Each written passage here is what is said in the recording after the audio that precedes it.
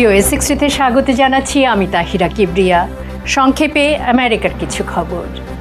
বল্টিমোরের Francis Scott কি ব্রিজটি March মাসে যে কন্টেইনার জাহাজের ধাক্কায় মারাত্মকভাবে ধসে পড়েছিল সেই জাহাজটিকে আজ কাছাকাছি একটি সামুদ্রিক টার্মিনালে সরিয়ে নেয়ার কথা রয়েছে।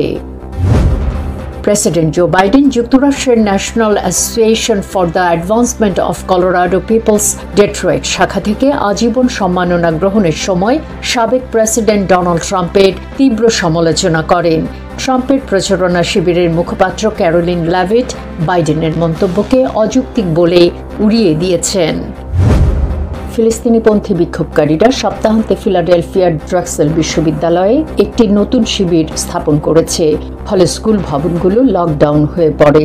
পার্শ্ববর্তী পেনসিলভেনিয়া বিশ্ববিদ্যালয়ের একটি স্কুল ভবন দখলের চেষ্টা কর্তৃপক্ষ ব্যর্থ করার একদিন পরেই এই ঘটনা ঘটে। আজ এ পর্যন্তই। Tahira Kibria, voice of America, Washington.